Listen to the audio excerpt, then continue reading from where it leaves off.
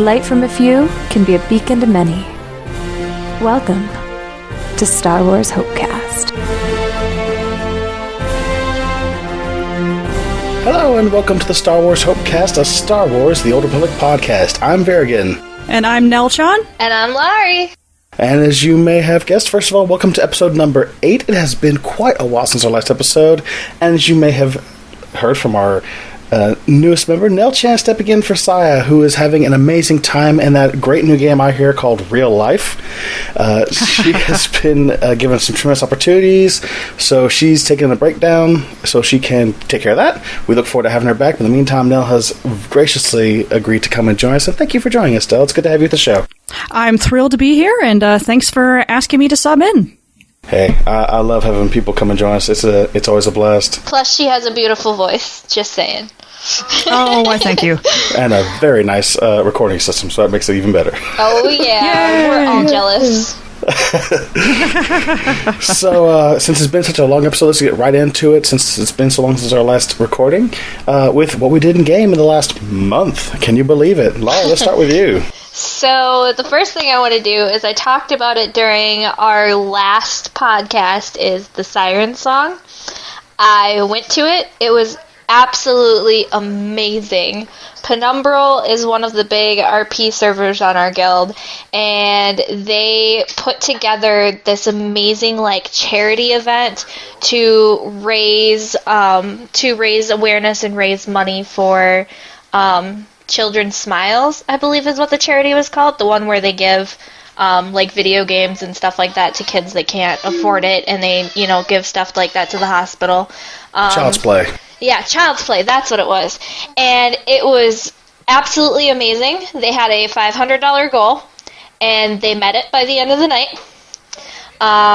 It was crazy, because they were at $300 an hour before the event was even supposed to start. The event was held in a stronghold, so it had a max capacity of 50 people.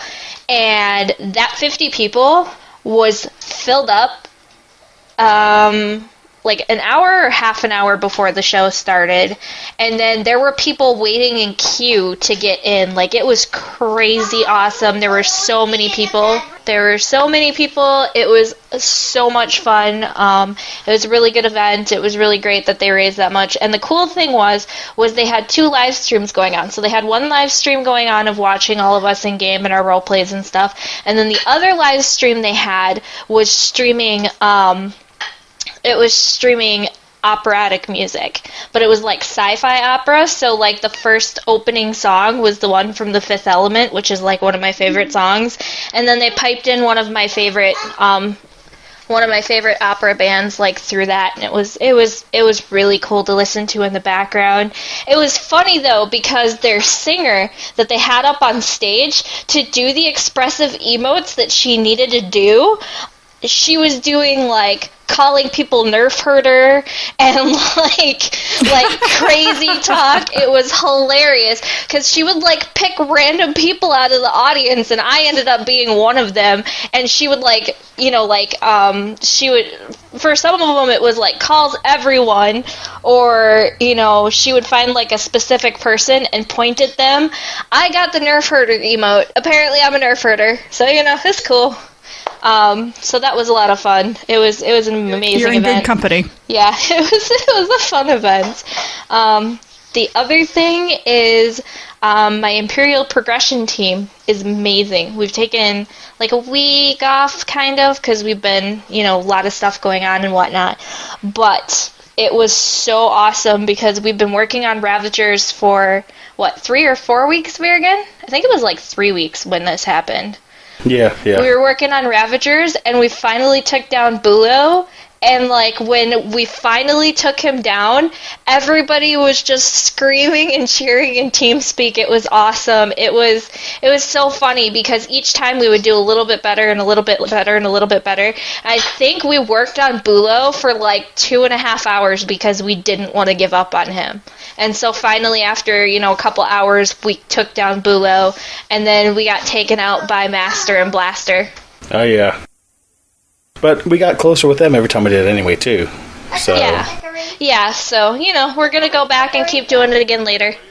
And the other thing, by the way, I almost forgot, is since we're on episode 8, this is actually an addendum to episode 7, which some of you'll remember is the love episode. I forgot to mention it's one of the most important kinds of love is that between mother and son. And for those of you who are listening and saying, who was that lovely young co-host? That would be Lari's son you might hear in the background. Hey, Sean, come here. What? Why don't you say hi, audience? Hi, audience. There we Thank go. you. That is my little mini co-host. So, if there's any love above that, I would love to hear what you think it is, because honestly, there ain't nothing love like a mother and a child. So, and then I forgot the one final thing that I have to talk about.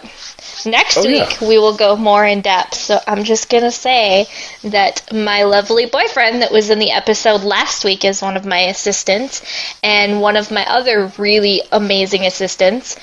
The two of them got together and made a completely new roleplay system, and it is so much fun, and it is, we don't even have to necessarily be in game if we don't want to. We can just do it in TeamSpeak. Actually, I saw something it was for tomorrow. I don't know if I can make it, but using the Roll20.net. Yep. Yep. That seems interesting. So we're working on it more and more every time. Like I said, they are absolutely amazing behind the scenes. I do believe V is going to be here next week with us to talk more about it. So just teasing. Alrighty, well, that sounds like a nice. It's going to be good next week then, I'm sure. I'm actually having a lot of fun with the RP. But before we get into what I've been doing, let's let our guest give her 2 cents. So, Nell, what have you been doing in game? All right. Well, in game, just this past week, I finished leveling up my first Republic character to 60. I'm a little strange in the guild in that my main character is actually an Imperial, so I'm mainly on Vestiges of Despair and not as much Remnants of Hope. However, I finally got my Jedi Counselor up to level 60, and my very favorite part of that has been going through the Shadow of Revan storyline and romancing Lana from the other side. I love Lana Beniko. And the first time I went through that with my Inquisitor is male, so they romance, but it's so much fun as a female Jedi Consular character to be interacting with that character again. It's just more fun than it really should be, I think. You know what you need to do next time now, if you haven't done it or if you didn't do it last time? So the next time you run through it, you need to flirt with Darren and Lana both at the same time. Oh, I've done that, okay, because it's amazing when you show up and you're like, who missed me more? And they're like, The funny thing is, I noticed when I did that with my Inquisitor, Lana didn't seem to mind that much that I was flirting with Darren, but I haven't checked it out the other way, so maybe I'll have to create another character just for that. And then a few weeks ago, Valentine's Day actually, I burnt my hand somewhat significantly. What happened was I was making a great Valentine's dinner for my wife, and normally when I cook steak, I brown it on both sides and then put it in the oven and finish it on bake. This time I decided to try using the broiler in my oven because I knew a lot of people use that, and the broiler got way hotter than I expected, so I put a stainless steel pan in there to warm up for about 20 minutes. When I took the pan out, I was wearing an oven mitt. I put it down, put some garlic in the pan, which immediately started burning. Completely by reflex, I grabbed the handle of the stainless steel pan and burnt the heck out of my right hand. Ow. So later that night, I really wanted to drown my sorrows a little bit in a little bit of the Old Republic, and the problem was I could not grip with my right hand, which makes using a mouse extremely difficult and typing extremely difficult. So a while ago, I had purchased a Razer Tartarus gamepad on a flash sale on Amazon, so I broke that out using just one hand typing, managed to set it up, and I really like it.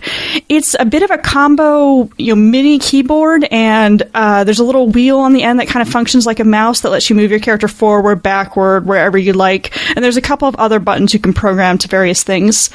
I'm probably not going to use it on my higher level characters just because there's so many abilities and so many key combinations I already have for them, but I'm really looking forward to starting a Lobby character and use the gamepad more often and more in depth and get a better idea of the advantages of it. Nice. So it's a new little piece of hardware that was a savior when I burnt the heck out of my hand. It's all healed now, by the way. It took a few weeks, but it's finally all healed. Awesome. And then after that, just a little teaser from me. I've been enjoying the new RP system that L'Oreal mentioned immensely. I think I just need a sound effect of some rattling dice and to make sure I have a big bowl of Doritos and some Mr. Pibb. And I'm going to be taken right back to high school and college, being around that tabletop, only this time it's the Old Republic role-playing, and it's so much fun. So I can't say any more because that's going to be the next episode, but it is awesome. Alrighty, and gosh, I'll just go ahead and get my part over with, and I do the RP too. Now, folks, if y'all listen to this episode, you're saying, "Gosh, Evan does RP." We're hosts for a podcast. We are outgoing, and so thusly, we're all dramatic. Hence, we all RP. If you are a guest on the show, you probably RP because otherwise you wouldn't talk in public or over recorded broadcasting.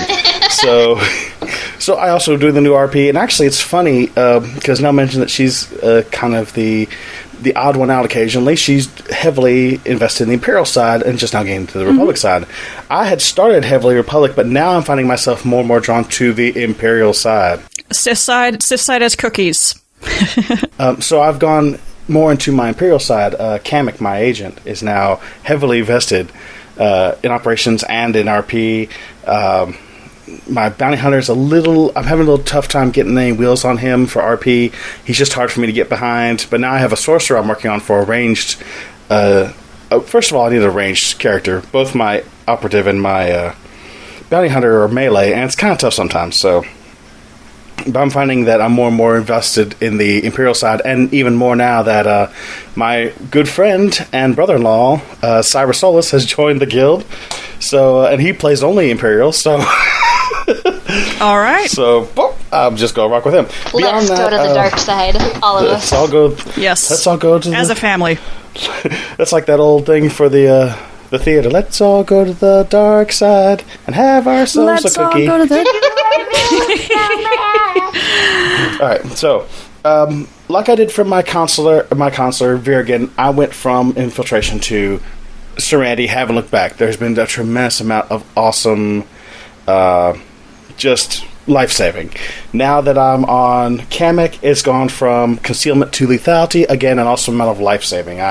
There's so much utility with lethality, and the big thing is the rev up. Now it's a kind of a bummer because I can't switch characters, can't switch back and forth between targets. It's a rev up, but once you get all those dots knocked on somebody and then start shooting them up, their head just explodes in colored numbers, and it's just like it's like wow. All of a sudden their bar just goes. It starts slow, but it gets up there. We're going to try... I'm really getting into RP. I'm really enjoying it a lot. I'm trying a New Republic tune to see if I can get a little more ground underneath me. Did the Gree event. You know what? It's funny. I thought I was going to love the Gree. I was like, I want to do the Gree. And I'm like, I don't want to do the Gree. Start with, I got terribly ganked my very first day on the Republic side. Switched to Imperial side. Did a few quests. It was great. But I just couldn't get behind the Gree event. And I don't know why. It just wasn't a big deal to me. Is Gree the we stay neutral so you don't have to? No, that's GSI, which is fantastic. Oh, that's Gree right. was on Ilum, the secant. Black came bisector, back in. That's wasn't right. that what it was? Is like you get the black bisector and octagon or whatever. On the planetary I've quest, got that title. yeah, the Coruscant quest line when you're leveling through there is your black bisector, and if you finish Terra from Beyond, you get another title. I think it's red something. I don't remember. I have it. I just don't remember. And then, of course, Ilum, they land on Ilum, and you have all sorts of cool events. And, of course, Gree Tech looks fantastic, but I don't have enough rep with them to do anything. I want the Orby mount, but I'm never going to get it. You know, the funny thing is, it popped up on the cartel market as the Gree event was happening. That and the orange and black, or the orange, yellow, and black Gree armor popped up on the market, on the cartel market. I wish I would have known that, but Yep. I wonder if you bought it off the cartel market, if you still had to have, like, high enough reputation with them to ride it. Nope, it was just a regular item. Once you bought it, you had it. I wish I would have known that. For a moment there, I thought you were talking about a combined Star Wars and Orange is the New Black kind of thing. I was going to say, whoa, I would totally watch that. Star Wars and Netflix have come. No, just joking. Okay, so all right, so that was Yet. Never know.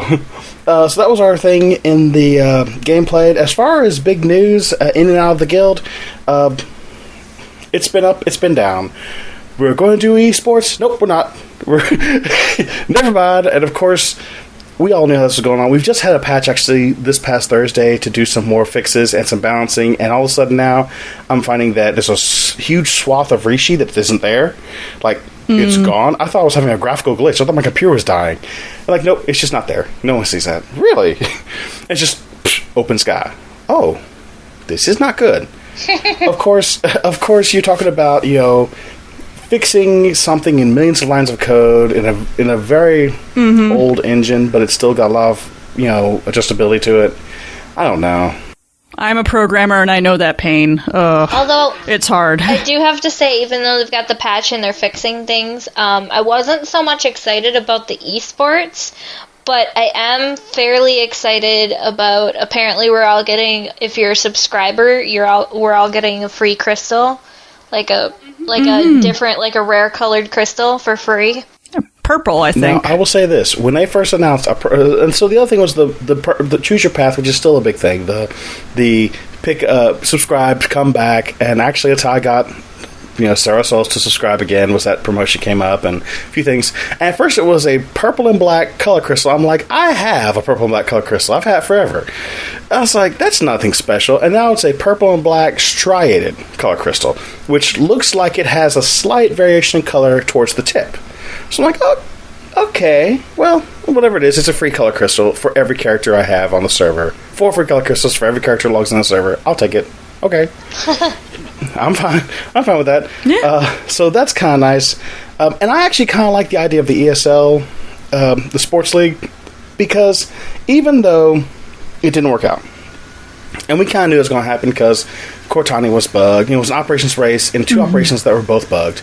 Underlurker still has issues to this day. Cortani has issues. Both operations have issues.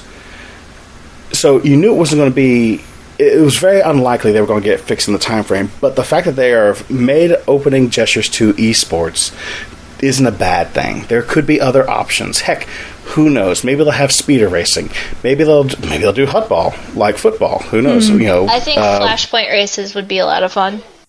That'd be cool. I agree. And all the flashpoints are a lot more stable than the operations, and they're easier to put a little team together that would actually be competitive.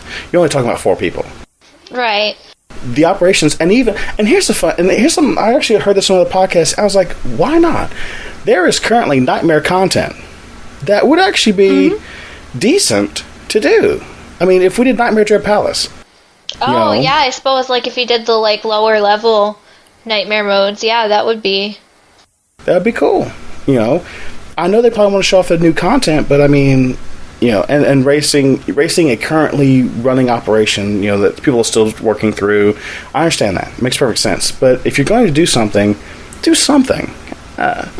So I'm hoping that maybe that means there's going to be more opportunities for some sort of competition. Am I going to be any of them? Never. But that's nice to get some exposure to the game, because the game is really coming along quite nicely. The other thing I thought was really neat was Courtney Woods, as we know, has left from the community team. She is now a writer with BioWare, and there's 2 stories came out. I don't know if they're both hers, but they're both fantastic. Theron had a story, and Lana had a story. And if you haven't read them, they're fantastic. Lana's, of course, her final trial as an acolyte, and boy, it was pretty awesome. Theron, of course, his life as a SIS agent isn't always fun and games. It sucks when your friends use you too. I haven't gotten through those yet. How do you get into those? I guess I didn't know. They're on the developer blog. They are certainly on they're actually on the news page as well. Oh, so they're not in-game yet. They're just, that's what they're writing? This is actually just written articles that they put up on the news section, and they're not in-game. They're actually histories. Like, Lana's is a history. It's from when she was an acolyte. There was a story of Darth Lacris, who, as you may have remembered from your quest on Balmora, there's a story of her before she went to Balmora, and she was dealing with Darth Mar. So that's also in that section. So if you haven't had a chance to come and read some of the fantastic stories that are coming out, and I know that one is Courtney, the Darth Lacris. that she had a hand in that one. So if you're not reading these fantastic stories, you're not getting a chance to get a read onto what is going through the minds of these writers. And again, we're talking this is a very story-heavy year for BioWare. Mm-hmm. Wow. Yeah. Yeah, I'll have to look into that because, I mean, being roleplay officer and everything, I have to, look into lore for everything and, my 300-some posts on the forums of races and stuff. I'll have to look into those stories. It's a nice little thing. I occasionally wish I was playing Star Wars at work, but it's a nice little dip back into the Star Wars, the Old Republic universe you can do from anywhere you've got an internet connection. So, yeah, I love those little snapshot almost stories that just bring you into the mind of the character for just a little bit. It's just awesome. And I enjoy them. They're just good. I like that too. So that's stuff that was outside the guild. Inside the guild, of course, we had some more officer changes, and things are exciting.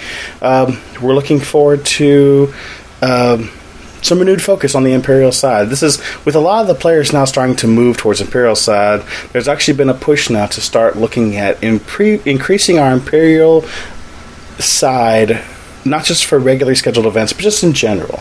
There's a lot of great story over there. It's a lot of good things, and we don't always get a chance to play with it. So there's going to be some more pushing in the guild on our side, and I know that the Imperial-only guilds like Penumbra and such, they're really getting hard and heavy. So I'm looking forward to some more of that from our guild. So that brings us really to the Galactic Gossip. And as we mentioned in the developers post, there is the spring. There's a way ahead and what we're going to do, and of course there's no information because this is BioWare. They've given us an outline which has nothing. So we're going to speculate like we have never speculated. We're just going to be wild and frivolous. And I want to try and do this before they gave us more information because I want to right now. Ladies and gentlemen, place your bets, because we're going to see how much we actually have in line that would be a good thought, or how much we're right on track with BioWare, or even maybe a little bit better than what they might be thinking of. So, BioWare, if you're listening to this, you feel free to use any suggestions that you hear. We're not going to copyright on you. You're welcome to use it. I want Ortolan text. I want a little blue elephant. BioWare, give me a blue elephant. No! So, one of the things I wanted to bring up, and I just kind of brought this in my head, and I mentioned this the way... Nell, do you play WoW? Have you played WoW? Yep, I played WoW for a good 2.5 years. Excellent. You can help me to remember some of this stuff because it's been on for me. And then, Lari, you played WoW? Yes, for like 5 or 6 years, actually. I was in a pretty big guild. Okay, and everyone's sitting here like, why do we care about WoW? Let me tell you what's going on. I think WoW has screwed up our brains, and here's why. The outfit designer, everyone in their head is thinking, oh, you mean like transmog? But why would you do transmog? In Star Wars Old Republic, don't we already have a perfectly valid way to make whatever we want to wear have the stats we want? To an extent. I mean, unless it's green or blue. Right. Green or blues, okay. But there's such a variety of orange adaptive gear now. I mean, it's everywhere. And the only thing I could see is if they did an outfit designer where you had something like a transmog that it either stayed that way no matter what you did, you're pretty much removing a credit sink. I mean, that's all I could see. But WoW already has something. So we're thinking because WoW last did the transmog, that's what Star Wars doing, the transmog. Let me mess with your head for a second. WoW had something for a long time that Star Wars does not. And I think this is what they might do instead, or if they don't, this would be a better option. How many times have you heard someone say, well, I've got a set of PvP gear in my bag just in case I get somewhere that I need trouble? Oh, yeah. Right. Yep. In WoW, if I remember correctly, you could dual spec, and when you switch specs, you had an entire new set of gear that was also stored in a second slot. Correct? Yes. And you could just switch back and forth. The other thing I was thinking too, Vyrigan, if not looking into other MMOs that we play, Guild Wars. They used to have that option for role players where you could buy just a skin of an outfit, like it just went over whatever you were wearing. Mm-hmm. And you could go back and forth between it. So, like, remember when you could, like, town clothes or you could toggle an outfit on or off? Maybe they'll do something like that where they'll sell complete outfits and you can just toggle it on and off. That might be cool, too. What do you think now? I remember. I'm remembering in WoW how the tier 2, I played a paladin for a while, the tier 2 paladin gear was considered the best ever, and part of the excitement of the transmogrifier was then you could make that actual gear that you could use even several tiers after the fact. It's hard to predict. I could see them doing what you're saying, Vyrigan. I kind of wish they would. I'd be happy if they give us an option that we could carry a separate set of gear in some other storage, or just have it like literally a second character screen. Right. You just switch it over. That I would like very much. That'd make it a lot easier. I think I'm spoiled by Guild Wars 2 too with the swapping of weapons, and that's what I was thinking too. That I was like, gosh, this would be so nice if you just swap the entire. And Guild Wars 2 doesn't do the whole gear thing, but you swap your weapons back and forth all the time. It's part of the gameplay. Yeah. It'd also be nice if you're in a raid and someone operation, excuse me, and someone drops out suddenly to maybe be able to switch to healing gear or DPS gear if you're the tank or something to that effect. Because they've made it now that you can switch on the fly. You know, if you've got the unlock, you can switch. Yeah, you can back do and the forth field between your trees. That's true. But that doesn't help if you don't have the right gear that you want. I mean, it helps a little bit, right. but you know, it will help, but only help to an extent if you don't have the right gear buffs. Exactly. Yep. Okay. So yeah, and I think it would be nice if we got back to some of the things to make it a little more. It's more of a quality of life thing. Now, I don't know. We'll see what they end up with.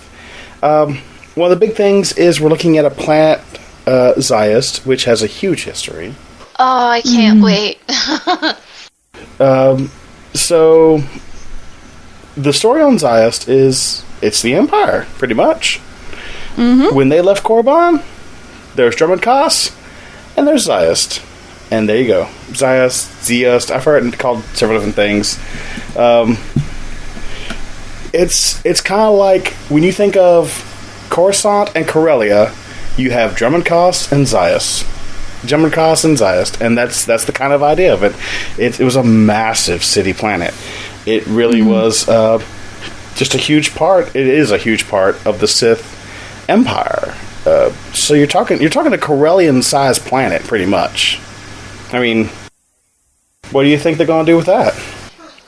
You know, I don't know. I think we'd see a unique mount out of that, maybe. Yeah, possibly like a unique mount, or maybe, and this tags into what the other thing we were talking about, maybe a stronghold or something, you know. I don't think a stronghold would work best on said planet, but, you know, you never know. I mean, that could be, I could see, you know, new mounts, maybe new weapons coming out of it.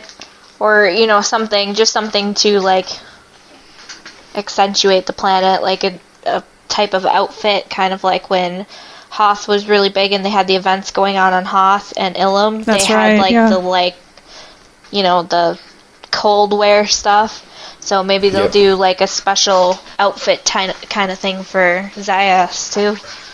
And go ahead. As always with BioWare, I imagine we'll get a nice little story to both introduce the planet and get us on board with it. Now, of course, I have a good idea of what's waiting for us on Ziost, because the series of events we're running into where someone has run to Ziost for a safe haven has happened before with the exact same person. So, just saying, I kind of know who's there, I think. If anyone has read any of the stories books or... We know who's there. No spoilers. We don't want for those of you who have not finished Shadow of Revan, what are you doing? Finish Shadow of Revan. One character. That's all we're saying. One character. Get him up there. Or her up there. But depending on which one you played. But there's a certain character that ran to Ziost before and probably ran to Ziost again. So I'm looking forward to see what's going with that. But that does bring up the Stronghold. Now, technically, I would love to see a neutral planet. Because we already have Coruscant and Drummond Koss. So, I'd love to see a neutral planet as a stronghold location. So, what are the possibilities we could look at for our newest stronghold? Because there's going to be another stronghold. Right. I could see, I think Rishi might be pretty cool, or Yavin might be cool, too. I wouldn't mind Rishi. It'd be kind of a cool place. But now think of our... go ahead. I'd want a treehouse if I was on Rishi. I would, too. I was thinking more of like a beach house. Ooh, give me a little beach hut. Yeah, on Rishi, like a beach house would be awesome.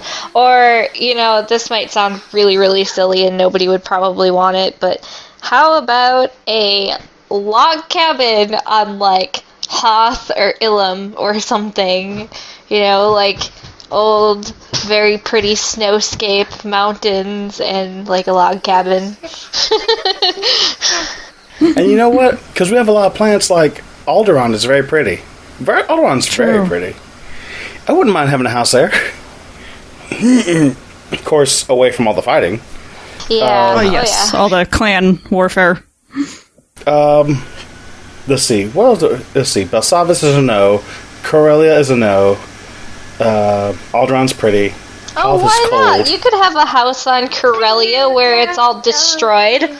Sure. But again, that's the whole Ziost thing, too. Because technically Corellia is Republic, even though it's in that, oh gosh, the Imperials got really close.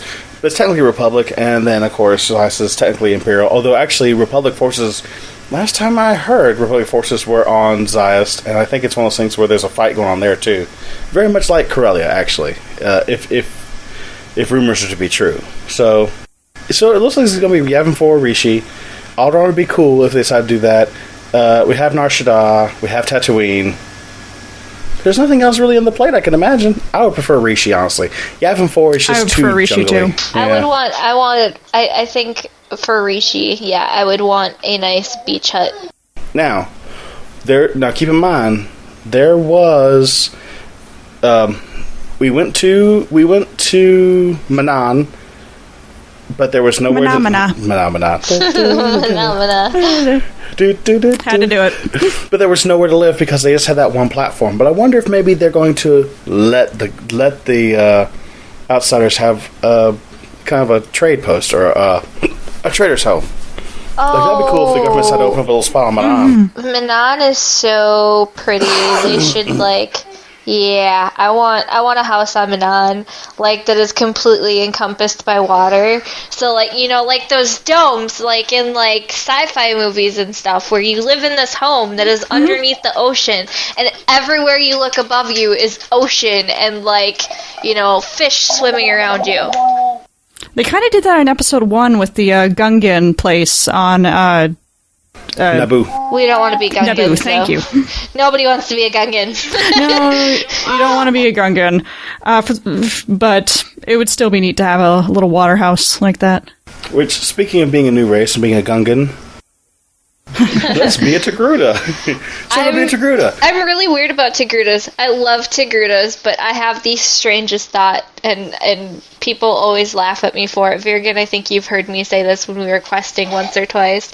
They're like Leku, equivalent of Leku, goes down over their shoulders, and the way the graphics make them look, it almost makes it look like there's maybe a little layer of fuzz on them or something. So I'm always I want to touch their tentacles and see how they feel. It does mess up a little bit. I'm like, what? I wonder what it would feel like to touch a tentacle. I think you need to make a book kind of like the Pat the Bunny book with a Togruta instead, and then you could get your answer about how they should feel. With the Togruta, we could do it with the Togruta, and then I'll make a little. How does each race feel? Nautilins, the little squid babies from Men in Black. We could do the Togruta, the Twi'lek. How does a Twi'lek's Leku compare to a Togruta's head? I'm an odd person. I would totally buy that. I would buy that book for my children. Come on now. Go on, pet the Togruta. Oh, what? No. The issue I have with unusual shaped heads is two things. One, Twi'lek is a prime example. Twi'lek can't wear hats, or if they do, True. They go they wore the pirate hat. It came out okay. Some hats they can wear, but the Leku create issues. They can wear everything. Your agents can wear the uniform hat if you're a Twi'lek, but I was telling V, it looks so weird because it's it looks like a regular hat, right? And then the brim around the back has these holes in it. It looks like the Leku clip with it. I don't know. Oh, they clip hard. They clip a lot. And so characters with unusual shaped heads, like the Togruta, is going to be an issue, because I'm like, especially like, okay, I have a consular, so I use spinning strike. I spin my lightsaber over my head and I slash somebody.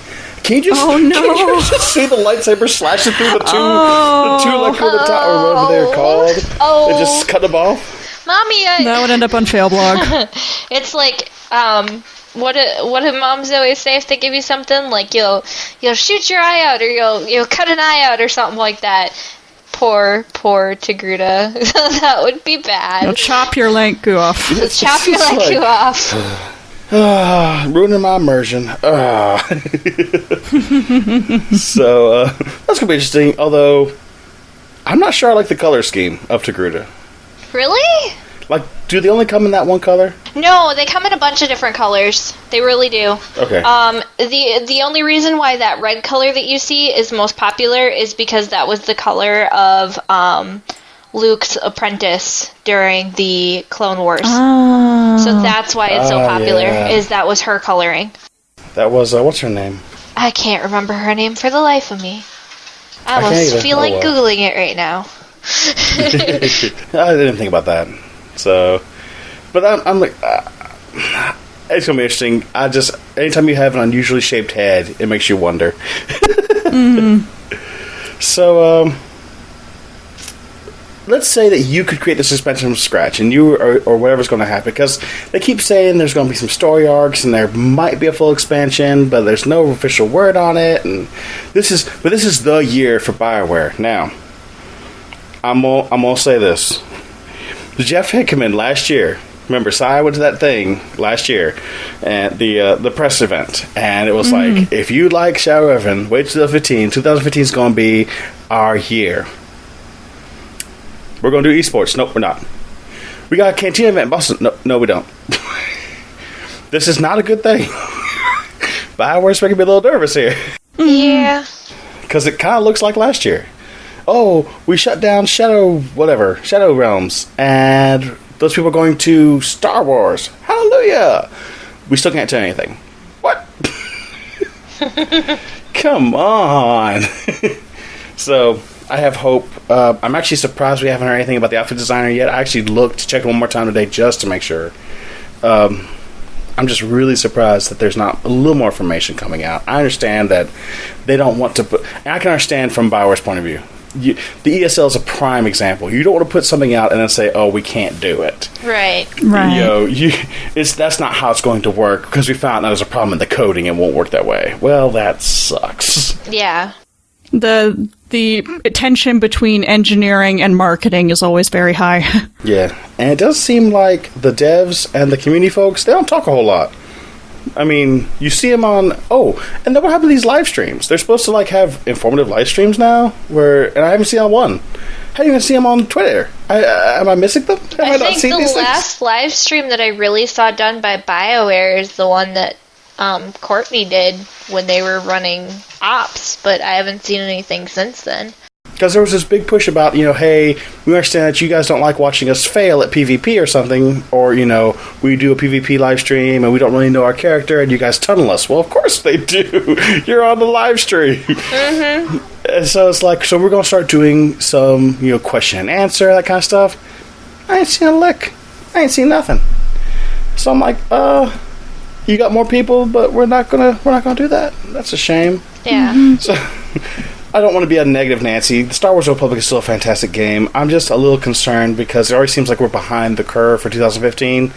And if there's any time I want to really capitalize on the IP of Star Wars, it's the year that the new movie is going to come out. Oh, definitely. And Oh. especially now that they announced that they're going to have another one coming out in 2017 now, the standalone. I mean, it would be awesome if they would add more to the games and stuff to make it, amazing. Now, they haven't officially said that Swtor is legend, but they also haven't officially said that Swtor is lore. Right. And see, that's where I wonder, because when Disney first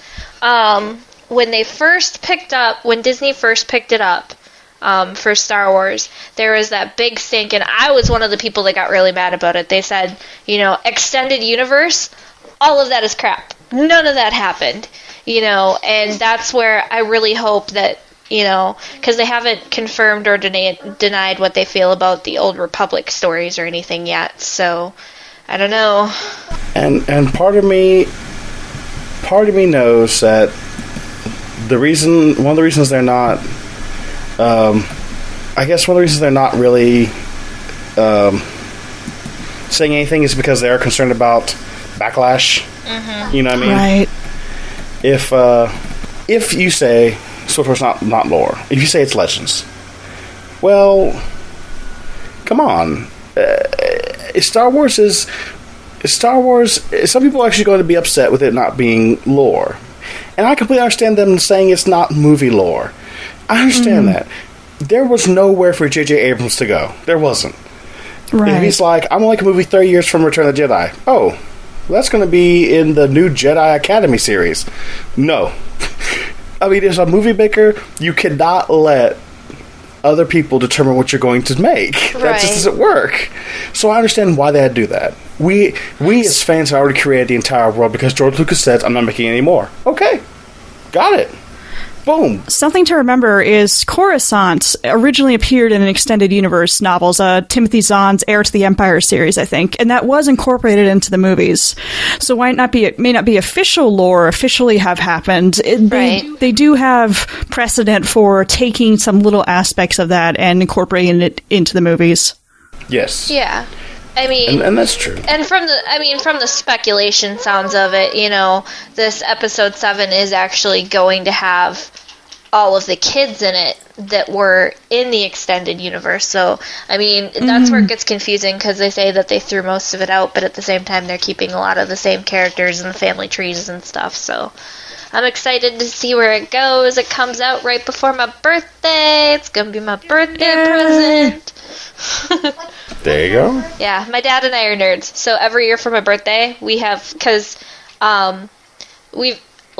if you know what my birthday is, so every year around my birthday, the Lord of the Rings movies have come out, or the Star Wars movies have come out.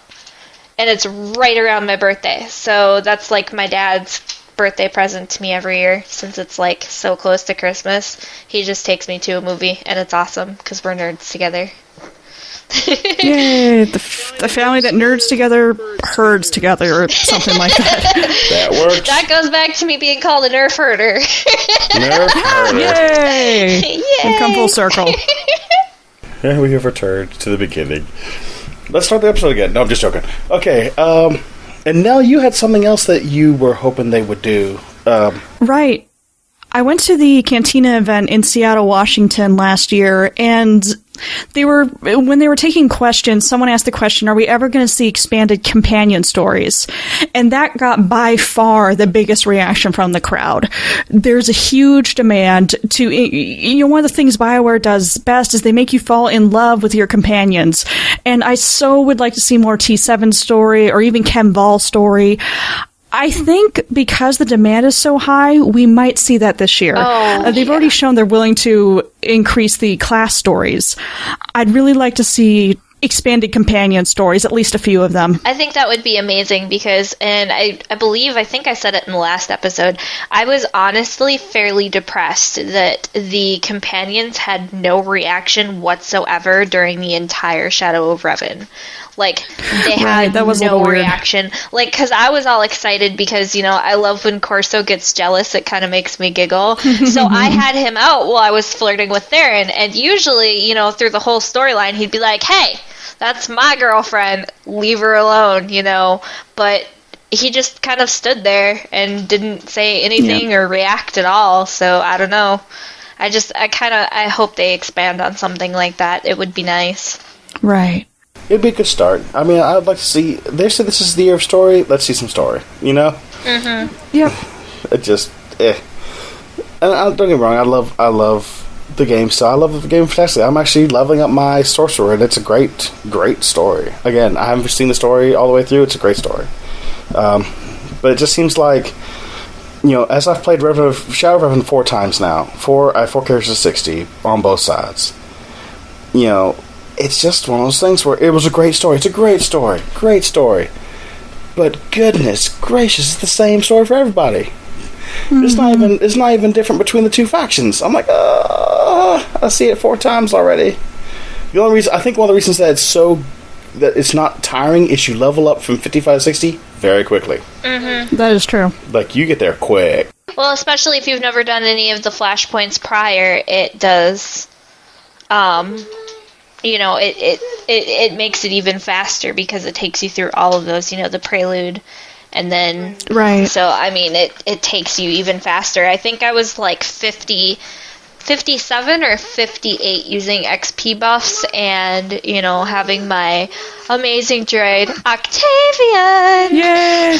Octavius! I named him. Yep, he was my knight in shining armor throughout all of those. Yep. So, and actually... go ahead.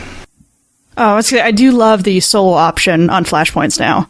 Using I think I'll call mine Octavius too from now on, L'Oreal. Oh, mine's Octavian, so you can be Octavius. That's fine. Yep. There we go. Yep. So Octavian and Octavius. We should do one together with Octavian and Octavius and call them the Octi Twins. The Octi Twins. Oh, this is good. Octi Twins. I'm creative. That's why I'm a roleplay officer. Get 6 more and we'll have the Octet. Yes, let's do that. I forgot what Vyrigan's was. I forgot. He named his something. Oh, Lordy. I don't even remember. So you can rename him like a version of Octi. We can just keep going. Name him Octitron. He's now Octitron. Yay! I was like, I don't even remember what I named him. Wow. Octitron. That's his name. One of the other things that I was just thinking about was, and speaking of good old Octi, but the ability to do Flashpoint solo, the ability to have an alternative to doing the operation at the end, so you can finish the story and see story, that was really, really awesome. Mm-hmm. There's so much awesome there. So if they continue doing that kind of stuff for new stuff, I'd be happy. That's fine. Let me do it one time through, I'm done. Let me have my Octavian back. Let me have my Octitron. Octitron. Yay, I like it. Octavian, Octavius, and Octitron. Octitron, get over here. Don't say anything, just walk beside me and shoot things, okay? You good boy. You just kill things for me. It was so funny because I was what was I doing? I think I was in TeamSpeak, and I was doing one of the flashpoints, and people thought I was crazy because we jumped into it, and I'm like, have you met my little friend Octavian? And everybody in TeamSpeak's like, Lari, what is wrong with you? So, and you know what, it's just, you can't help but feel like you're overpowered when you have this droid just kicking butt, taking names. Have you met? Say hello to my little friend. That's pretty much Zeus, what I did. That's what I called him. Jesus. His name was That's right. Jesus. Jesus. Hey, but Zeus. now he's Octitron. Now he's Octitron. So, Jesus, the Octitron droid. I like it. So, alright, so that was our speculation, our wish list, our hope, our joy, our sorrows. Not a whole lot of sorrow, actually. The game is still fantastic in a lot of great ways. Mm-hmm. I'd love to see it move forward in a great direction. I have hopes, but I don't want to get my hopes up too high because right now, BioWare is the same as it was in 2014, which is unfortunately annoying. So I have hope. Patience! I don't have patience. Patience is not a virtue that I possess. Alright, so with that, we are going... so, it's the end of the month-ish. It would have been the end of the month if we'd actually done this episode on time, so it's time for another episode of the Chronicles of the Coruscant Courier Service. So, sit back, relax, and enjoy. Oh, this is a good one. Woohoo! Previously on the Chronicles of the Coruscant Courier Service. Jarrow? What the hell is going on? Take a walk with me, and I'll tell you everything. Now, Calypse. How's your day going? Are you kidding me? I walk into my office and it's crawling with soldiers and people are being dragged out in cuffs and you're going to sit there and ask me how my day is going? Do you think corporate was happy to learn that your boss, Mr. Schaffer, was dealing illegally to the black market? He what? Where do you have to be?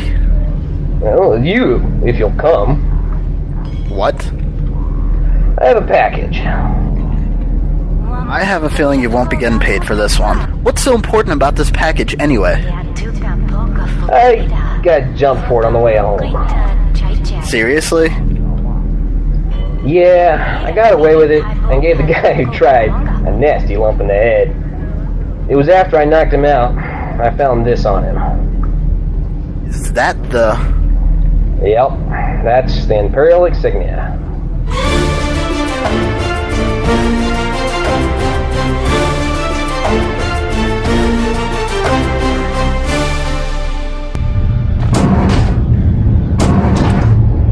How goes the search?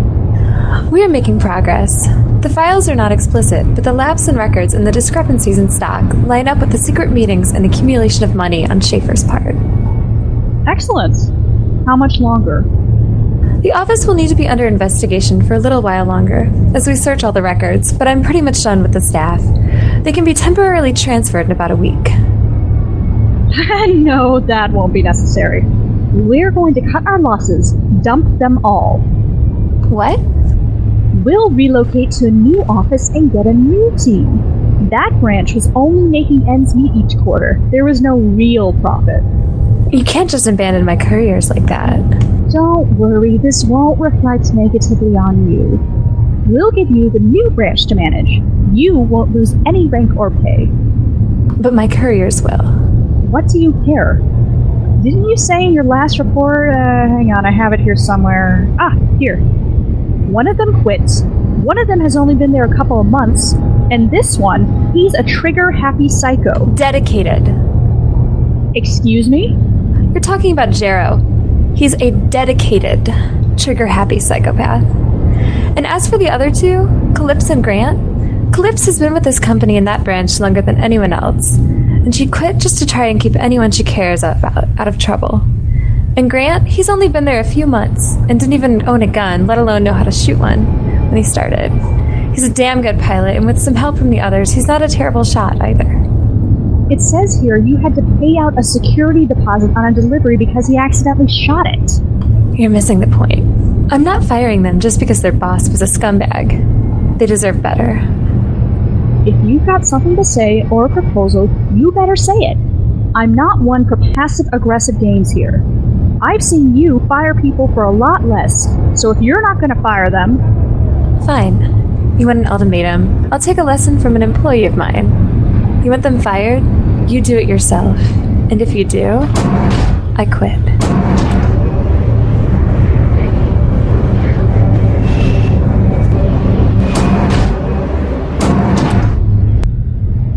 Good morning, miss. Good morning. What's on the agenda for today? Oh, nothing's changed. We're moving into the backlogs today to see what we can find. Nothing's changed. What about your meeting with corporate yesterday? Oh. I don't know what you heard, but it was just a heated discussion. I'm sure everything is fine. Oh, okay. Whatever you say, miss. I just thought something was up because corporate is in the back right now. What? Ah, Tillith. Good morning. Morning, ma'am. What's going on? What's going on? Well, you see, your precious couriers have stolen a package. What? What are you talking about? It seems that the night before our investigation began, a patron dropped off a package and your dedicated friend stole it. It is my understanding that he and the new kid have it in their possession as we speak. Here. The report that was submitted is here. There is the formal inquiry from the client, and there is a hollow bid recording of Gerald heading off with the package. This can't be right. There's gotta be a mistake. I hope so. Since you're so devoted to your branch of Misfit Couriers, I'm putting you in charge of rectifying the situation, and if you do not, your employment will be terminated with extreme prejudice. Have a nice day.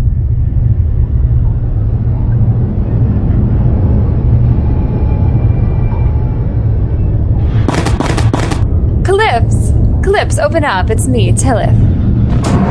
What do you want? You come to beg me to take my job back? Because if not, you can stay out there. No. I need to talk with you. It's important. Fine. Can I come in? Oh, you're so needy. This isn't something I want to say out in the open. Out in the open? There's no one in the hall. It's sensitive information. It's about Grant and Jarrow. Fine, get in here. Thank you. So what's the problem? Jarrow stole a package from CCS, and he and Grant are in possession of it. Corporate is after them, and I'm sure the authorities are getting involved. That can't be right. Jarrow isn't that stupid, and Grant doesn't have the stomach for a life of crime. I know that, but it does look bad, and whatever's going on is technically illegal. I shouldn't even be here right now, but I know them, and I don't think they'd do this. No, I know them, and I know they didn't do this. I don't know what kind of game you're playing here, but I want no part of it. Get out now. I do know them. I know all of you. You're my branch. Yeah, I had corporate on my back the whole time, and yeah, I was harsh on you guys. But I know how hard you all work and how devoted you are. I was just trying to keep you all employed. I may not know you well personally, but I've studied you, and I know you better than you think. You didn't know Schaefer was dealing in the black market. Yes, thank you for throwing that in my face now. Because up until this point, I was having a great day. Sorry. No, you're right. I should have seen what he was doing, and I'll beat myself up later for it. But right now, Grant and Jarrow are in trouble. Well, what should we do? I need you to tell me anywhere they might go, or where they might be hiding out, or any contacts they might have. Okay, I can do that. Calypse. Yeah? You have to do that without contacting them, okay? It is imperative that you make no contact with them or accept any contact from them. I can't stress this enough. No contact.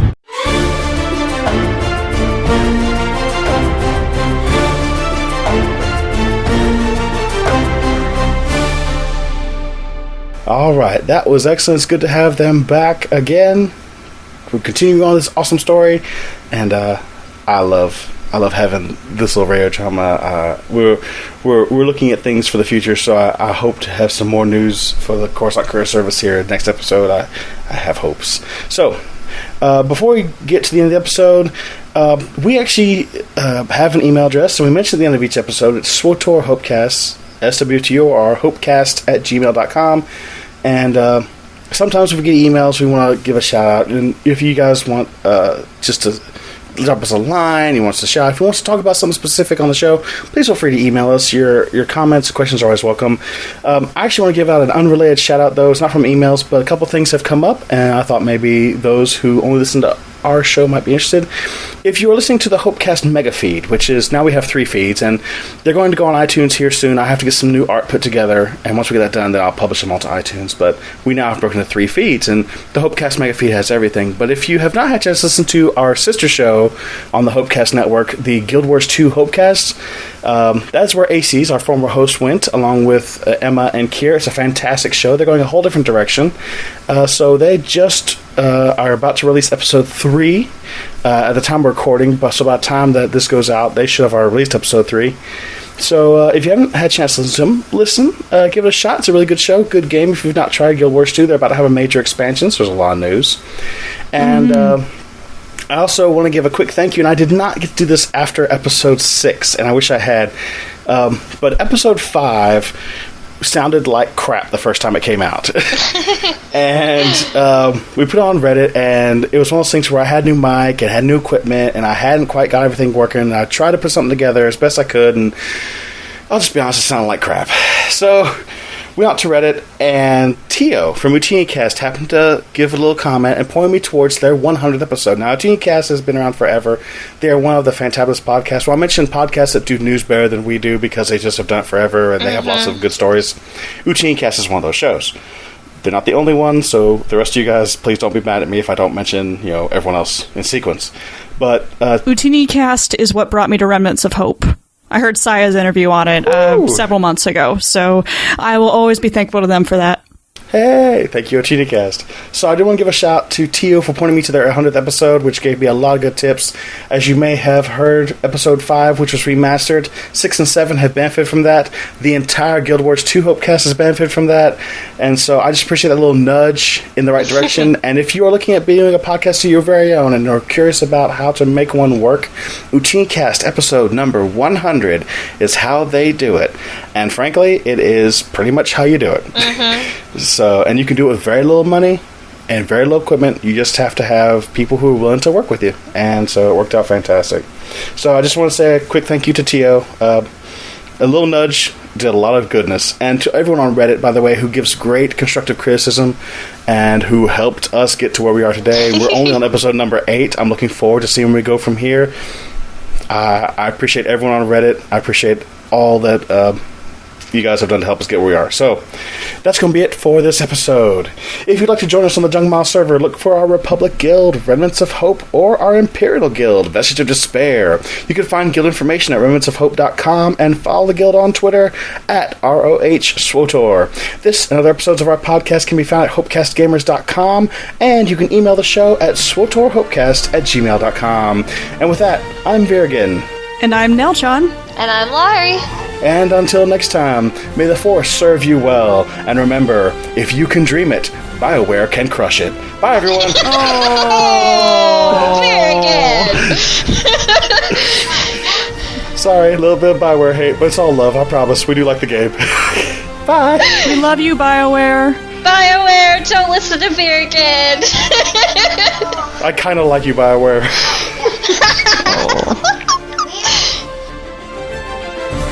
You have been listening to the Star Wars Hopecast, part of the Remnants of Hope game community.